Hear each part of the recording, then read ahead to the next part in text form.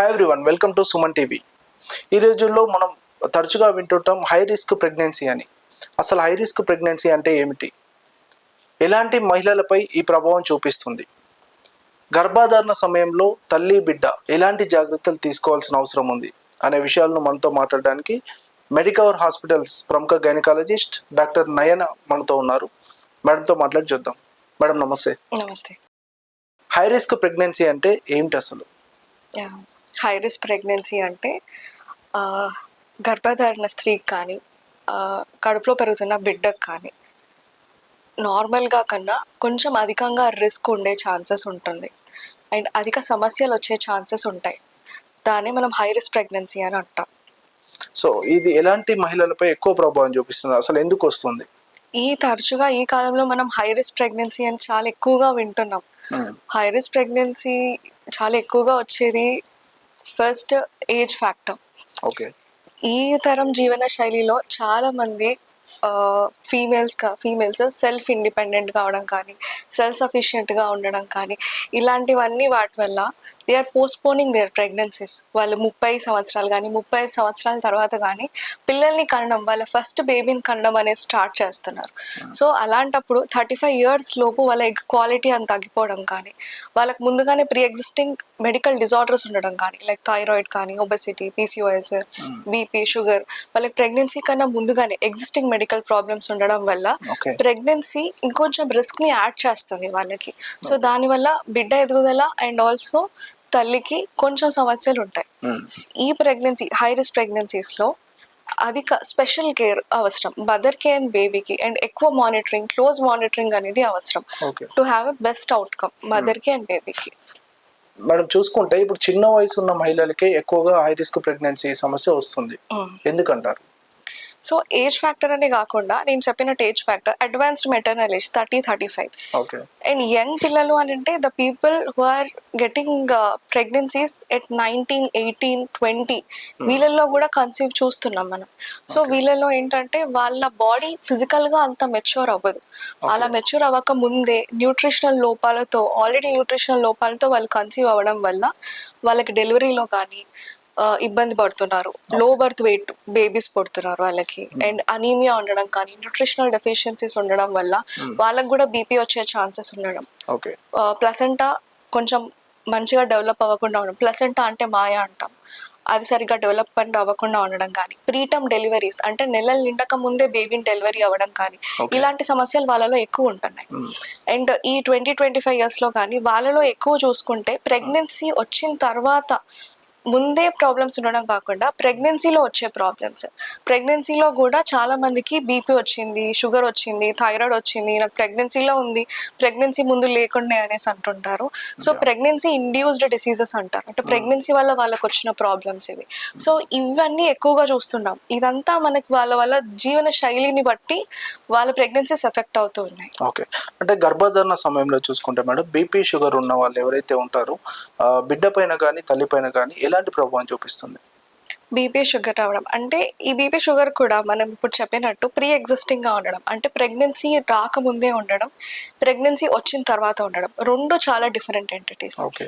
Pregnancy రాకముందే వాళ్ళకి BP sugar ఉంటే వాళ్ళ బేబీ కూడా ఎఫెక్ట్ అవుతుంది. అప్పుడు బేబీకి బర్త్ డిఫెక్ట్స్ ఉండడం కానీ, క్రోమోజోమల్ అబ్నార్మాలిటీస్ ఉండడం కానీ, ఇలాంటివన్నీ ఎక్కువగా ఉంటాయి. బర్త్ డిఫెక్ట్స్ ఉండడం కానీ, జన్యు లోపల ఇబ్బందులు ఉండడం కానీ, బీపీ షుగర్ ఉన్న వాళ్ళకి ఎక్కువగా చూస్తూ ఉంటాం. ఇవి ఆల్రెడీ తర్వాత ప్రెగ్నెన్సీ వచ్చిన తర్వాత వీళ్ళకి ప్రాబ్లమ్స్ వస్తే బీపీ ఎక్కువగా పెరుగుతూ ఉంటుంది. అలా పెరిగినప్పుడు బేబీకి రక్త ప్రసరణ అనేది కరెక్ట్ గా జరగదు, మాయ అనేది సరిగ్గా డెవలప్ అవ్వదు వాళ్ళకి. అలా డెవలప్ అవ్వకపోవడం వల్ల వాళ్ళకి రక్తం సరిగ్గా వెళ్ళదు బేబీస్ కి. సో వాళ్ళలో గ్రోత్ ప్రాబ్లమ్స్ ఉంటాయి. లోవర్ బెడ్ బేబీస్ కానీ గ్రోత్ రిస్ట్రిక్షన్, అంటే ఒక స్టేజ్ లో గ్రోత్ ఆగిపోతుంది బేబీస్ ది. వాళ్ళకి చిన్న బేబీస్ పుట్టడం కానీ, దాని తర్వాత వాళ్ళకి ఇబ్బందులు పడడం కానీ, అండ్ మదర్ లో వచ్చే ప్రాబ్లమ్స్ ఏంటంటే హై బీపీస్ ఉండడం వల్ల వేరే బాడీలో ఉన్న ఆర్గాన్స్ ఎఫెక్ట్ అవుతాయి. లివర్ ఎఫెక్ట్ అవ్వడం కానీ, కిడ్నీ ఎఫెక్ట్ అవ్వడం కానీ, హై బీపీస్ అవ్వడం, షూటప్ అవ్వడం వల్ల వాళ్ళకి ఫిట్స్ రావడం కానీ, బ్రెయిన్ లో బ్లీడింగ్ అవ్వడం కానీ, ఇట్లాంటి ఇబ్బందులన్నీ వస్తూ ఉంటాయి. సో వీళ్ళని హై రిస్క్ కేటగిరీలోకి మేము మార్చేస్తూ ఉంటాం. వీళ్ళందరికీ క్లోజ్ మానిటరింగ్ బేబీ సైడ్ నుంచి అండ్ మదర్ సైడ్ నుంచి అవలం వాళ్ళని చూసుకోవడానికి ఒక ప్రత్యేకమైన టీం అవసరం పడుతుంది. నాట్ ఓన్లీ గైనకాలజిస్ట్, వేరే స్పెషాలిటీ టీమ్స్ కూడా. ఇప్పుడు మనకు డయాబెటీస్ ఉన్నందుకు ఎండోక్రైనాలజిస్ట్ ఇన్వాల్వ్ అవ్వడం కానీ, వాళ్ళకు ముందుగా హార్ట్ డిసీజెస్ కానీ, రీనల్ డిసీజెస్ కానీ, కిడ్నీ ప్రాబ్లమ్స్ కానీ ఇలాంటివి ఉన్నవాడు వేరే వేరే స్పెషాలిటీ డాక్టర్స్ ని కూడా ఇన్వాల్వ్ చేసి మేమందరం ఒక టీమ్ గా పనిచేయాల్సిన అవసరం ఉంటుంది, ఒక మదర్ అండ్ బేబీ అవుట్కమ్ ని మనం మంచిగా తీసుకురావడానికి. సో మొత్తానికి ఇలాంటి జాగ్రత్తలు తీసుకోవాలి. సో అలాగే గర్భధారణ సమయంలో అంటే బీపీ, షుగర్ లాంటి సమస్యలు ప్రధానంగా మీ దగ్గరకు వచ్చే పేషెంట్స్ లో చూస్తే ఏ మంత్ నుంచి స్టార్ట్ అవుతా ఉంటాయి ఇలాంటి సమస్యలు? నార్మల్ గా అయితే ప్రెగ్నెన్సీ వచ్చిన తర్వాత 20 weeks అంటే ఒక 4 నెలల తర్వాత నుంచి వెళ్ళి అధికంగా బీపీ వచ్చే ఛాన్సెస్ ఉంటాయి.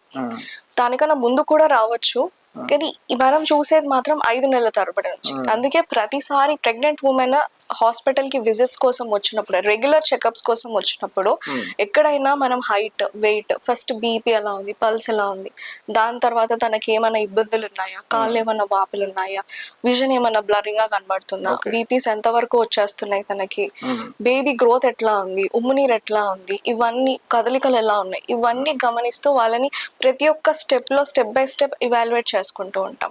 మాకేమైనా డౌట్ వచ్చినప్పుడు స్కాన్ ద్వారా బేబీ ఎలా ఉందో తెలుసుకోవడం కానీ, స్కాన్ లో కూడా బేబీ గ్రోత్ ఎట్లా ఉంది, బేబీ కుమ్మునీరు ఎలా ఉంది, గర్భం ఎదుగుదల అనేది ఎట్లా ఉంది, అండ్ గర్భసంచి ముఖద్వారం ఎట్లా ఉంది, ఇవన్నీ మనం చూసుకుంటూ ఉంటాం స్టెప్ బై స్టెప్.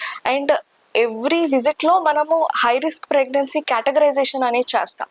ఇప్పుడు ఒక మహిళ ఫస్ట్ ప్రెగ్నెన్సీలో వచ్చినప్పుడు మనం హై రిస్క్, లో రిస్క్ అని కాకుండా ఎవ్రీ స్టేజ్ తను ప్రతిసారి విజిట్ కి వచ్చిన ప్రతిసారి మనం రిస్క్ కేటగరైజేషన్ అనేది తప్పకుండా చేసుకోవాలి. తీసుకున్న తర్వాత మనం ఇది లో రిస్క్, ఇది హై రిస్క్ అని చేసుకొని ఈ హై రిస్క్ వాళ్ళని ఎక్కువ క్లోజ్ గా మానిటర్ చేసుకుంటూ, బేబీని చాలా దగ్గరగా మానిటర్ చేసుకుంటూ, వాళ్ళకి ముందుగానే జాగ్రత్తలు చెప్తూ, డేంజర్ సైన్స్ చెప్తూ వాళ్ళకి మనం ఫాలో అప్ చేసుకోవాలి. ఓకే మేడం, గతంలో మిస్క్యారేజ్ కానీ, సిజేరియన్ కానీ, ప్రీటర్మ్ డెలివరీ ఉన్న వాళ్ళకు అంటే నెక్స్ట్ డెలివరీ అప్పుడు చాలా జాగ్రత్త అవసరం అని చెప్తారు, ఎందుకంటారు? ఇప్పుడు నార్మల్ గా అయితే చాలా మంది వాళ్ళకున్న ప్రెగ్నెన్సీస్ అంటే వాళ్ళు లైవ్ బర్త్సే చెప్తారు. అంటే ఎంతమంది ఎన్నిసార్లు ప్రెగ్నెన్సీ వచ్చిందమ్మా అని చెప్తే 2 పిల్లలు అని చెప్తూ ఉంటారు. అలా కాకుండా వాళ్ళ మిస్క్యారేజ్ హిస్టరీ చెప్పరు అనమాట.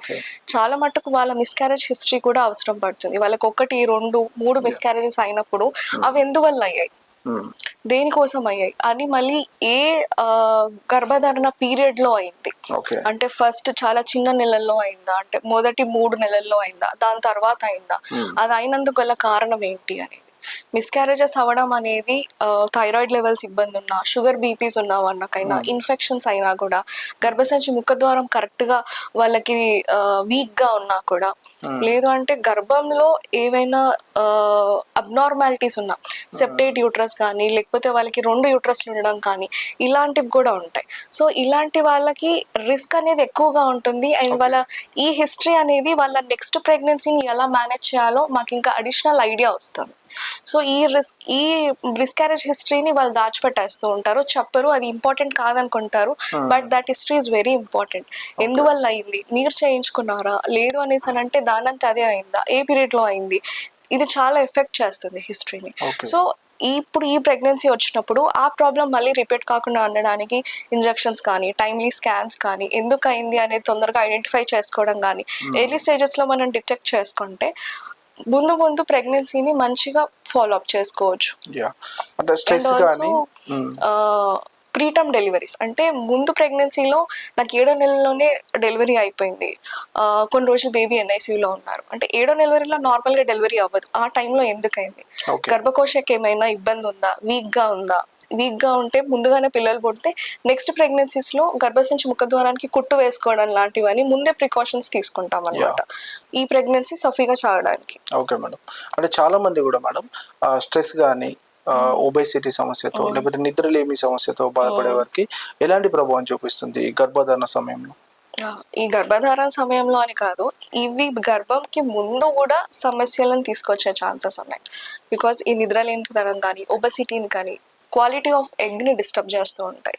ఈ క్వాలిటీ ఎగ్ డిస్టర్బ్ చేస్తూ ఉంటే ప్రెగ్నెన్సీ కూడా ఎఫెక్ట్ అవుతూ ఉంటుంది, క్వాలిటీ ఆఫ్ ప్రెగ్నెన్సీ కూడా బాగుండదు. అండ్ ఇవన్నీ ద్వారా మనకి ప్రెగ్నెన్సీలో ఉన్నప్పుడు బీపీ, షుగర్, థైరాయిడ్ రిస్క్ ని ఇంకింకా పెంచుతూ ఉంటుంది. ప్రీటర్మ్ డెలివరీస్ కానీ మిస్క్యారేజ్ అవ్వడానికి కూడా ఛాన్సెస్ పెరుగుతూ ఉంటాయి. So adequate sleep, nutrition and diet ఇవన్నిటిని ఒబెసిటీని ప్రివెంట్ చేస్తూ ఉంటుంది. ఇవన్నీ ఉండడం వల్లనే they are going to a channel of obesity. ఇవన్నీ కంట్రోల్ చేసుకుంటే మన వెయిట్ కూడా కంట్రోల్లో ఉంటుంది. ఇవన్నీ కంట్రోల్లో ఉన్నప్పుడు హార్మోన్స్ బ్యాలెన్స్డ్ గా ఉంటాయి. Balanced hormones will give a very good egg. Very good egg will have very good pregnancy and good baby. Okay, pregnancy టైంలో రెగ్యులర్ స్కాన్లు కానీ చెకప్స్ కానీ ఎంతవరకు ముఖ్యం అంటారు? చాలా ముఖ్యం. అండ్ ఇది మన హై రిస్క్ ప్రెగ్నెన్సీలో చాలా కీలక పాత్ర పోషిస్తుంది. దట్ ఆల్సో సేస్ మనం ప్రెగ్నెన్సీని ఎంతవరకు కంటిన్యూ చేయాలి, మనం ప్రెగ్నెన్సీని ఎప్పుడు టర్మినేట్ చేసుకోవాలి, అంటే బేబీని తొందరగా బయటకు తీసి, ఇప్పుడు మనం బేబీ పొట్టలో ఉన్నప్పుడు ఏం చేయలేం నార్మల్గా చెప్పాలంటే. ఒక స్టేజ్ ఆఫ్ టైంలో మనం గర్భసంచిలో బేబీని కాపాడలేమనేటప్పుడు బయటకు తీసి కాపాడాల్సిన పరిస్థితి వస్తుంటుంది. Like in case high risk ప్రెగ్నెన్సీలో మనం ప్రియక్లాంషియా, ఫిట్స్ వస్తాయని చెప్పాను ఎక్కువ బీపీలో ఉన్నప్పుడు. ఆ బీపీ కానీ షూటప్ అయ్యడం అనేది 7వ నెలలో అలా అయింది అనుకోండి. సో అప్పుడు మనం 7వ నెలలో బేబీని డెలివరీ చేయాల్సి వస్తూ ఉంటుంది. ఇలాంటి టైంలో మనకి స్కాన్స్ చాలా ఉపయోగపడుతూ ఉంటాయి. బేబీకి బ్లడ్ సప్లై ఎలా ఉంది, ఉమ్నీర్ ఎలా ఉంది బేబీకి. అండ్ స్కాన్స్ వల్ల ఏంటంటే మనకి 3వ నెల చేసే స్కాన్ ఎన్టీ స్కాన్ అని అంటారు. ఆ ఎన్టీ స్కాన్ చేసేటప్పుడు మనకి ప్రియక్లాంషియా రిస్క్ ని డిటెక్ట్ చేసే టెస్ట్లు ఇప్పుడు చాలా అడ్వాన్స్ స్టేజెస్ లో ఉన్నాయి. అంటే మనకి ఈ ప్రెగ్నెన్సీలో బీపీ వచ్చే ఛాన్సెస్ ఉన్నాయా లేదా, అలా ఉన్నాయంటే అది రాకుండా ఉండడానికి ముందే ట్రీట్మెంట్స్ మనం స్టార్ట్ చేసుకోవచ్చు. అండ్ ఆల్సో బీపీ వస్తుందని అంటే మనం దాన్ని క్లోజ్ గా మానిటర్ చేసుకునే ఛాన్సెస్ ఉంటాయి, ముందే టాబ్లెట్స్ వాడాల్సిన ఛాన్సెస్ ఉంటాయి. సో ఇప్పుడు 7 నెలలకే వచ్చే బీపీ మనం అట్లీస్ట్ పోస్ట్ పోన్ చేసుకోవచ్చు, 9 నెలలకు వచ్చే బీపీ లాగా పోస్ట్ పోన్ చేసుకోవచ్చు. ఇప్పుడు 7 నెలలకు అనే దానికన్నా 9 నెలల కంటే బేబీ ఎదుగుదల బాగుంటుంది, సర్వైవల్ ఛాన్సెస్ ఎక్కువగా ఉంటాయి ఆ బేబీలో. ఓకే, ఇప్పుడు మేడం ట్విన్స్ కానీ లేదంటే IVF లో కానీ చూసుకుంటే ప్రెగ్నెన్సీని ఎందుకు హై రిస్క్ గా భావిస్తారు? ఆఫ్ కోర్స్, ఎందుకు IVF అనేది చేసుకునే ఆడవాళ్ళలో already they would have crossed such limit of age. అందులో కూడా మనకి ఏజ్ ప్రాధాన్యత ఇస్తుంది. వాళ్ళు IVF చేసుకుంటున్నారు అనేసి అని అంటే their age would might be around 30-35. And also IVF దాకా వెళ్ళారు అని అంటే their body has some hormonal imbalance issues. ఈ hormonal imbalance issues, egg quality, ఇవన్నీ మ్యాటర్ తో పాటుగా IVF లో మనం ఎంబ్రియో ట్రాన్స్ఫర్ చేసేటప్పుడు మనం 1 కన్నా ఎక్కువ చేస్తాం. సో 2 or 3 చేసేటప్పుడు we will have multiple pregnancies, twins, quadruples పుట్టే ఛాన్సెస్ ఉంటాయి. ఇప్పుడు singleton pregnancy is always a better pregnancy. 2 pregnancies ఉన్నాయి అంటే లోపల ట్విన్స్ ఉన్నారా అని అంటే అధిక జాగ్రత్త పెరుగుతుంది. కనుక మానిటరింగ్ కూడా చాలా రెగ్యులర్ గా చేసుకోవాల్సి వస్తుంది. 2 హార్ట్ బీట్స్ కాబట్టి కేర్ అనేది ఎక్స్ట్రాగా పెరుగుతుంది. అండ్ ఆల్సో వాళ్ళకి ఏంటంటే ఒక్కొక్కసారి సింగిల్ ప్లాసెంటా ఉంటుంది, అంటే బేబీస్ కి బ్లడ్ సప్లై వెళ్ళే ఛానల్స్ ట్విన్స్ కి 2 ఉండాలి. అది మంచి ప్రెగ్నెన్సీ, కానీ ఒకటే ఉంటుంది అన్నమాట. అలా ఉన్నప్పుడు మా బేబీకి చాలా ఇబ్బంది అయ్యే ఛాన్సెస్ ఉంటాయి, because they will share the blood supply. ఒక బేబీకి ఎక్కువ బ్లడ్ సప్లై పోతుంది, ఇంకో బేబీకి తక్కువ బ్లడ్ సప్లై పోతూ ఉంటుంది. వాళ్ళలో ఇంకొకటి ఏంటంటే ఇంకో కాంప్లికేషన్ ప్రీటర్మ్ డెలివరీస్. ఏ ప్రెగ్నెన్సీ 9 నెలల వరకు నిలవలేకపోతుంది. అలాంటప్పుడు preterm babies, low birth weight babies పెరుగుతూ ఉంటారు, ఎక్కువ రోజులు NICUలో స్టే అవ్వాల్సి వస్తూ ఉంటుంది. ఈ రిస్క్ అనేది పెరుగుతుంది. అండ్ ఆల్సో ట్విన్స్ ఉన్న మదర్ కి బీపీ వచ్చే ఛాన్సెస్ కానీ, డయాబెటీస్ వచ్చే ఛాన్సెస్ కానీ సింగిల్టన్ ప్రెగ్నెన్సీస్ కన్నా ఈ ప్రెగ్నెన్సీస్ లో, ఈ ట్విన్ ప్రెగ్నెన్సీ, క్వాడ్రపుల్ ప్రెగ్నెన్సీస్ లో వీటి రిస్క్ పెరుగుతూ ఉంటుంది. ఓకే, ప్రధానంగా మేడం ప్రెగ్నెన్సీలో డేంజర్ సిమ్టమ్స్ ఏమైనా ఉంటాయా? డేంజర్ సిమ్టమ్స్ ఒకవేళ కనబడితే అస్సలు నిర్లక్ష్యం చేయకూడని ఏముంటాయి? ప్రెగ్నెన్సీలో డేంజర్ సైన్స్ అంటే బ్లీడింగ్. ఫస్ట్ బ్లీడింగ్ ఎందుకు అవుతుంది అనేది చెక్ చేసుకోవాలి. ఏ ఏజ్ ఆఫ్ ప్రెగ్నెన్సీ అయినా, ఫస్ట్ 1వ నెల అయినా, 2వ నెల అయినా, 9వ నెల అయినా బ్లీడింగ్ అవ్వకూడదు. అలా బ్లీడింగ్ అవుతుంది అంటే దేనివల్ల అవుతుంది అనేది ఫస్ట్ తెలుసుకోవాలి. నెక్స్ట్ థింగ్ ఏంటంటే ఉమ్మునీరు లీక్ అవ్వడం. ఉమ్మునీరు లీక్ అవ్వడం అనేది ఏ ట్రైమెస్టర్ లో అయినా, ఏ నెలలో అయినా కూడా అది మంచిది కాదు. ఎప్పుడు ఎందుకు అవుతుంది, అది డెలివరీ ముందు అవుతే చాలా బెటరే, that may leads to delivery. కానీ నెలలు నిండక ముందే మనకు ఉమ్ము లీక్ అవుతుంది అనేసి అని అంటే ఎందుకు అవుతుందో చూసుకోవాలి, ఇమీడియట్గా హాస్పిటల్లో అటెన్షన్ తీసుకోవాలి. ఓకే. నెక్స్ట్ థింగ్ పెయిన్, అబ్డామిన్లో పెయిన్ అవ్వడం, కాంట్రాక్షన్స్ అంటే ప్రీటర్మ్ లేబర్స్ అయ్యే ఛాన్సెస్ ఉంటాయి వాళ్ళకి. ఆ పెయిన్ వచ్చినప్పుడు కూడా మనం నెగ్లెక్ట్ చేయకూడదు. నెక్స్ట్ థింగ్ ఏంటంటే బేబీ మూమెంట్స్. మీరు చెకప్కి వచ్చిన రోజు అంతా బాగానే ఉంటుంది, నెక్స్ట్ డే బేబీ మూమెంట్స్ బాగోవు. ఇట్స్ నాట్ దట్ స్కాన్స్ బాగానే ఉన్నా అన్ని బాగానే ఉన్నా there might be some unknown risk, మనకు కనిపించిన రిస్క్ ఏదో ఉండుండొచ్చు. సో అలాంటప్పుడు మదర్ బేబీ మూమెంట్స్ అనేవి తప్పకుండా చూసుకోవాలి. బేబీ మూమెంట్స్లో ఎప్పుడైనా తేడాలు కనబడ్డా, బేబీ మూమెంట్స్ అస్సలు లేకపోయినా కూడా ఇమీడియట్గా హాస్పిటల్ అటెన్షన్కి తీసుకురావాలి. ఫీవర్ ఉన్నా కూడా, నెక్స్ట్ ఫీవర్ ఉన్నా కూడా 100 అసలు ప్రెగ్నెన్సీ వచ్చింది అనేసి అని అంటే మదర్స్ ఒక BP machine, thermometer, pulse oximeter ఇవన్నీ ఇంట్లో పెట్టుకోవాలి. పెట్టుకొని ఎప్పుడైనా ఏదైనా ఇబ్బంది అనిపించింది అనేసి అంటే చెక్ చేసేసుకోవాలి. చెక్ చేసుకుంటే చాలా మట్టుకు కాంప్లికేషన్స్ని ప్రివెంట్ చేసుకోవచ్చు. ఫీవర్ ఎప్పుడు వచ్చినా కూడా మనం ఫీవర్ ఎందుకు వచ్చింది, ఎంత వరకు వచ్చింది అని మనం ఎవాల్యుయేట్ చేసుకోవడం కానీ, యూరిన్ వెళ్ళేటప్పుడు మంట కానీ లేకపోతే నొప్పి కానీ ఉండడం కానీ ఇవన్నీ ఉన్నా కూడా ఇన్ఫెక్షన్ని సూచించేవి. ఇవన్నీ ఇమీడియట్గా హాస్పిటల్కి వెళ్ళాలి. సరైన ట్రీట్మెంట్, సరైన మానిటరింగ్ ఉంటే ఈ హై రిస్క్ ప్రెగ్నెన్సీ కొంచెం తగ్గించవచ్చు. Yeah, definitely. High risk pregnancy అని అంటే అదేదో డేంజర్, మదర్కి ఫీటస్కి చాలా డేంజర్ ఉంటుందని కాదు. ఎవ్రీ స్టేజ్లో మనం చాలా దగ్గర నుండి మానిటర్ చేసుకోవాలి.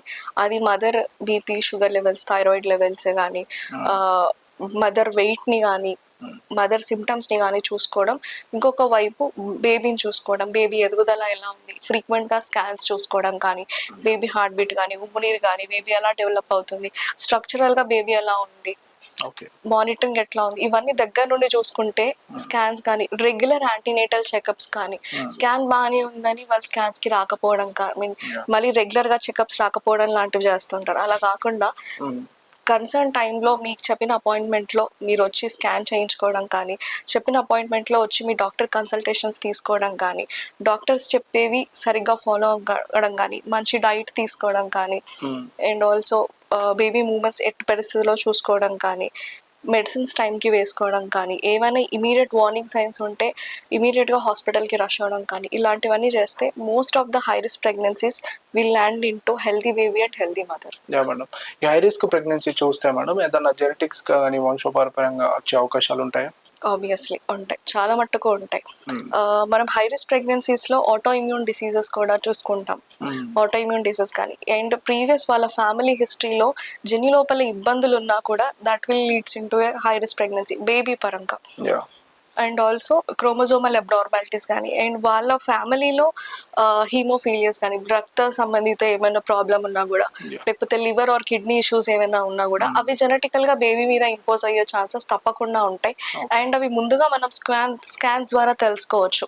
కార్డియాక్ ప్రాబ్లం ఉన్నా, రీనల్ ప్రాబ్లం ఉన్నా, కిడ్నీ ప్రాబ్లం ఉన్నా, కొన్ని స్కాన్లో తెలియనప్పుడు ఆమ్నియోసెంటసిస్ అని చేస్తూ ఉంటారు. అంటే గర్భంలో ఉన్నప్పుడే బేబీ చుట్టుపక్కల ఉండే నీరుని కొంచెం తీసుకొని వాటిని టెస్టింగ్కి పంపించడం. టెస్టింగ్లో ఏమైనా ఇబ్బందులు ఉంటే దాని ప్రకారంగా డెలివరీ తర్వాత బేబీని సెట్ చేసుకోవడం కానీ మనం చేసుకోవచ్చు.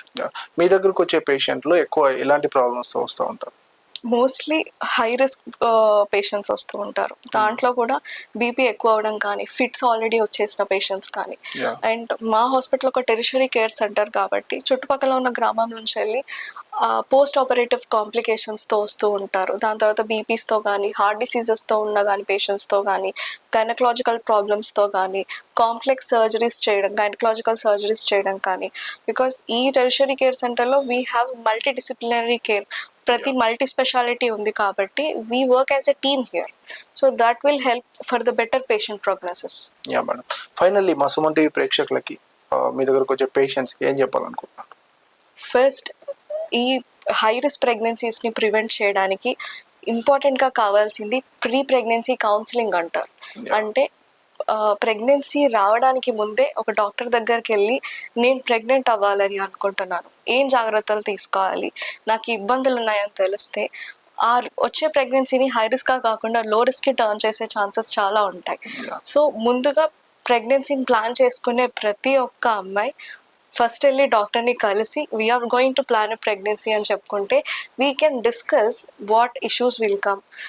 ఒకసారి సరైన బ్లడ్ టెస్ట్లు కానీ హిస్టరీ మంచిగా తీసుకొని ఏమైనా ఇబ్బందులు ఉంటే ముందే సాల్వ్ చేసుకొని కరెక్ట్గా కనొచ్చు. దాని తర్వాత లైఫ్ స్టైల్ మోడిఫికేషన్స్. ఏదైనా ప్రెగ్నెన్సీ ముందు మనం లైఫ్ స్టైల్ మోడిఫికేషన్స్ చేసుకుంటే మన ఎగ్ క్వాలిటీ అనేది చాలా బాగుంటుంది.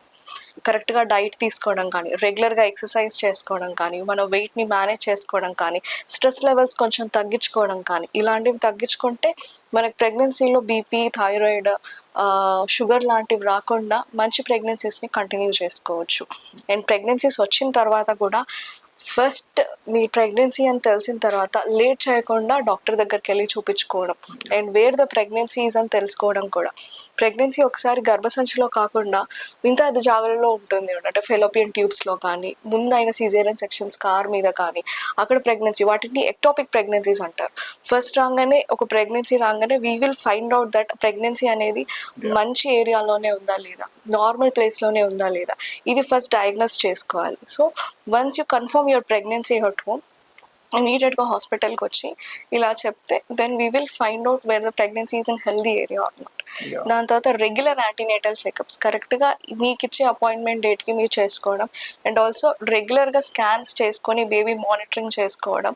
మీకు ఏమైనా ఇబ్బంది ఉంటే పక్క వాళ్ళతో డిస్కషన్ కాకుండా మీ డాక్టర్తో మీరు డిస్కస్ చేసుకుంటే మంచి రిజల్ట్స్ వస్తూ ఉంటాయి. Thank you madam, thank you for your valuable time. Thank you so much. Thank you.